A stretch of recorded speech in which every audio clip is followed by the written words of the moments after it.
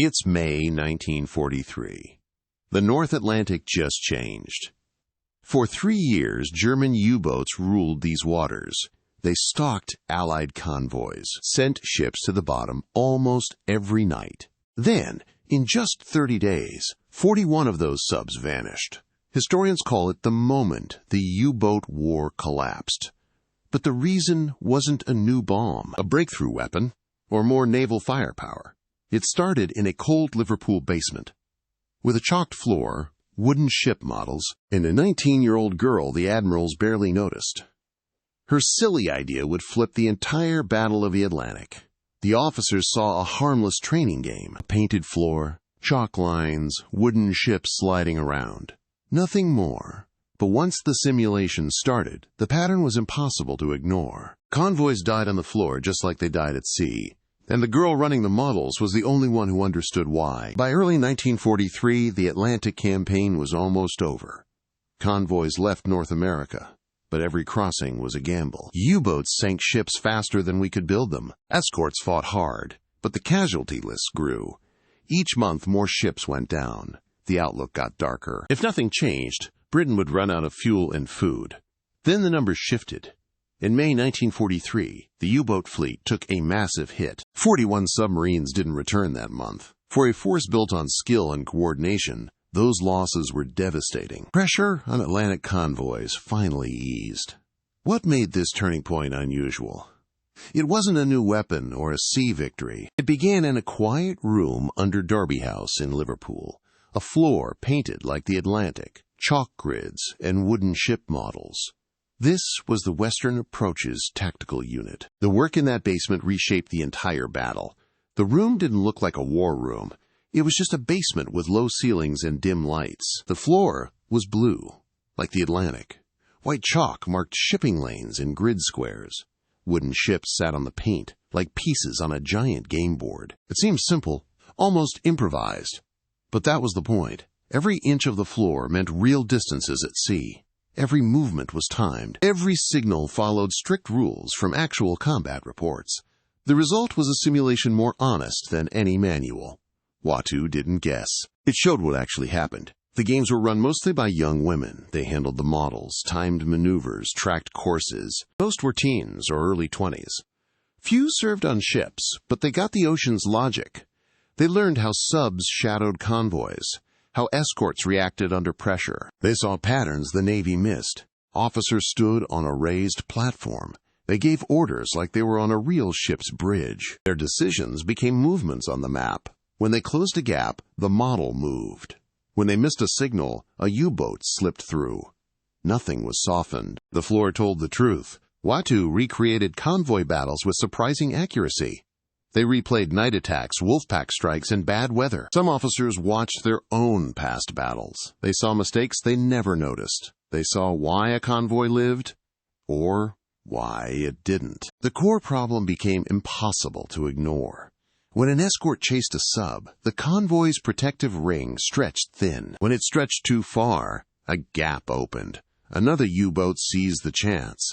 Once subs hit the center, damage was done. WWII's flaw didn't just show failure, it showed the alternative. When escorts stayed tight and didn't chase, the screen held. The convoy moved on. U-boats couldn't find a path and backed off. The lesson was simple, but breaking old habits wasn't. Experienced officers had to learn from teenagers with chalk and wooden ships. It was uncomfortable, humbling, but necessary. And one young woman stood out. Her name was Janet O'Kell. She was 19 when she joined Derby House. Fresh from math classes, she had a calm focus for solving problems. The pit felt overwhelming at first. Not from noise, but from how strange it looked. A basement with concrete walls. A floor painted deep blue. Chalk lines like latitude and longitude. Small wooden ships moved as orders were shouted from above. Officers reenacted convoy battles. Every command, turn, speed change translated instantly into movements on the map below.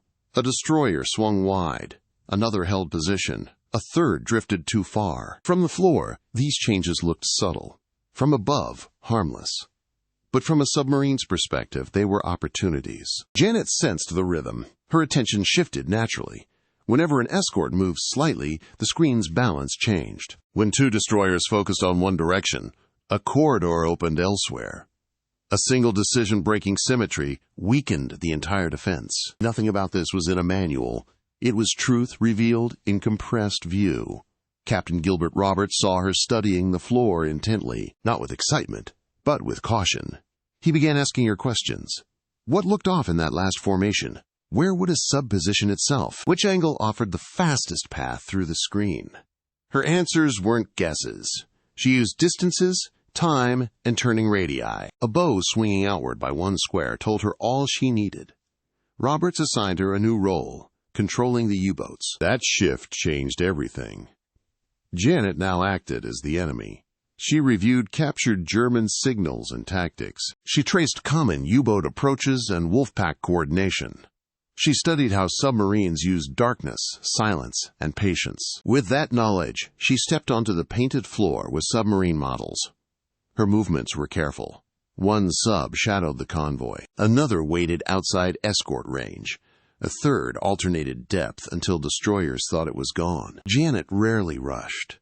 Her timing reflected what officers missed at sea. U-boats fought for angles, not speed. As the escort screen shifted, she adjusted her submarines by inches. A destroyer chasing a false contact gave her room to move closer. A delayed turn turned a narrow corridor into an entry point. When escorts became too aggressive, pulling away from the convoy, she positioned her pieces where German captains would have waited. Minutes later, the floor came alive. Red chalk torpedo tracks appeared. Merchants were pulled from the board. Escorts reacted but were now too far. And from the pit, Janet explained it all. Every strike, every breach, every failure. When escorts got too bold, she placed her ships where German captains would wait. Minutes later, the floor lit up. Torpedo trails like red chalk sliced through the ocean. Ships sunk. Escorts scrambled to respond, but were now too far for the next attack. From her spot, Janet explained every move, every weakness. Her tone was calm, direct, and unnervingly accurate. Even seasoned sailors were outsmarted in short simulations. Some quit, others returned, desperate to learn her secret. Janet wasn't predicting. She just followed the floor. The floor never lied. It revealed the flaw in British convoy defense. Chasing submarines weakened the convoy. Simple, but huge. This simple truth led to the biggest test of her career. Admiral Max Horton himself watched. Horton arrived at Derby House on a cold March morning in 1943. It was a quiet, unannounced visit. He just walked down the stairs. The room fell silent. It was small, dim, and surprisingly cold. A painted ocean floor, chalk lines, and wooden ship models. It looked more like an old classroom than a war room. Horton took his time, observing every detail of the setup. Roberts explained the system, the timing, the rules. Officers used the platform like a destroyer's bridge. Horton listened patiently, a man who knew the Atlantic well.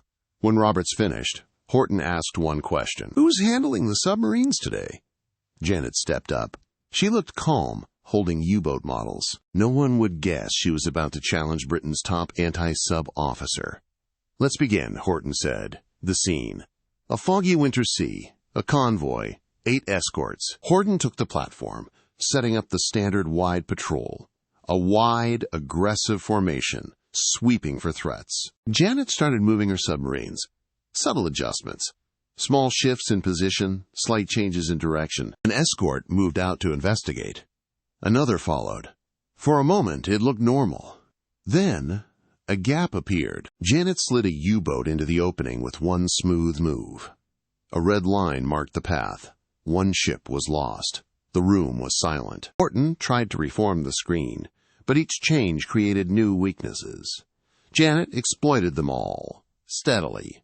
Precisely. No rush, no drama, just constant pressure. Another torpedo line. A third. Perfectly timed. End of the run, Roberts announced. 17 ships lost. No submarines caught. Horton studied the board in silence. Nothing seemed exaggerated. Every loss was a direct result of his choices. He put down the eraser. Reset the map, he said. The next simulation used a tighter formation, developed by WWII. No wide patrols, just a disciplined, close ring. Janet tried to find a way in, but every angle was blocked. The formation held. The convoy stayed safe. "Clear," Robert said. Horton stared at the floor, understanding everything. "This is Doctrine," he said quietly. "Teach it to everyone." The tide of the Atlantic War had officially turned. After Horton's visit, Derby House transformed. The hidden basement became essential for all escort commanders. Orders went out. Report to Liverpool for immediate training. No exceptions. No delays. Every officer faced the simulations, learning the new doctrine. Groups arrived daily. Veterans, new recruits, the unsure. The WRNS guided the sessions. Janet often led the demonstrations herself. Some officers tried to beat her, others hesitated, but the floor was impartial. A stretch formation meant an opening. A chase meant a weakened convoy. Janet used every gap. By week's end, most understood. The problem wasn't bravery, but distance. Chasing attackers left the convoy vulnerable. WWII taught a new rhythm: hold the line, stay tight, deny angles. Training sped up. More officers, more simulations. Chalk dust covered the floor, but understanding grew.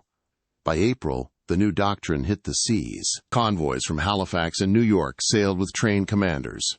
They knew the tactics, the traps, and the consequences of chasing. Early reports showed a change. U-boats still lurked, but gaps vanished.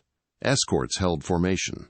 Attacks missed and faded away. German intelligence noted the change. Convoys were unnaturally tight and disciplined. Old opportunities were disappearing. Then came May. Donitz launched a massive Wolfpack assault, expecting massive losses. Instead, convoys arrived almost unscathed. Escorts coordinated flawlessly. Air patrols found U-boats easily. The old German tactics of shadow, wait, isolate, and strike failed. Submarine losses skyrocketed. Wolfpacks began to disintegrate under unexpected pressure. Some were caught repositioning, others forced to surface. Reports confirmed it. The screen held. U-boats had no room. By month's end, 41 submarines were lost. Crews that once had freedom were now trapped. Donitz, alarmed, ordered a full withdrawal from the North Atlantic. The battle had turned, not by weapons, but by formation, and by the young women who taught it. At the center, a 19-year-old with wooden submarines. By May 1943, the Atlantic looked different.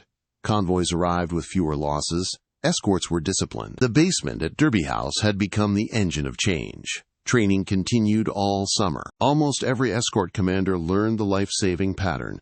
The WRNS worked late, hands covered in chalk dust. The wooden ships wore down, the floor needed repainting. But the method and results never wavered. Janet stayed until 1945, hundreds of simulations, thousands of decisions. She sought no recognition. After the war, WWII was classified. Staff signed secrecy oaths. They returned to normal lives, unable to speak of their work. For decades, Janet stayed in her role until 1945. Hundreds of war games, thousands of choices. Years in a hidden room nobody knew about. She sought no fame. When the war ended, her work was top secret. The team signed gag orders. They went back to normal lives. Some taught, others married. A few stayed in the Navy. No one could speak of it. This basement's impact was forgotten. Until now. Their survival doctrine, born here, made them heroes. But who were they? Their story? A whisper in a memoir, a footnote. Then, the truth unraveled. Files declassified. Historians dug deep. What happened below Derby House? The numbers? Shocking. Thousands trained. Tactics used by 3 navies. Merchant losses? Cut by over 70%. All thanks to this one idea. 41 U-boats sunk in a month. Unthinkable for the Germans. And behind it all? A 19-year-old genius with patterns. Janet O'Kell. She passed in 2009. Her obituary? A tiny mention. No mention of WWII. No hint of the lives she saved. But her legacy lives on. Today's naval academies, they still teach her escort concepts. Defensive screens, they use her exact spacing rules. Modern anti-sub training, it echoes her floor lessons. Visit the National Maritime Museum, you'll find a hidden gem. A 1943 photo, 11 young women, chalk dust, models. That's Janet, third from left, focused, calm, unaware of her impact. No headlines, no broadcasts, just a quiet turning point. The Atlantic's fate wasn't sealed on a battlefield. It was decided in a basement. By people who looked closer, a young woman, no sea experience, helped end the U-boat war. We remember the explosions, the loud winds. But not always the real change. Sometimes the biggest shifts come from chalk. A quiet room, and someone who sees what everyone else misses. For years, she saw what others missed.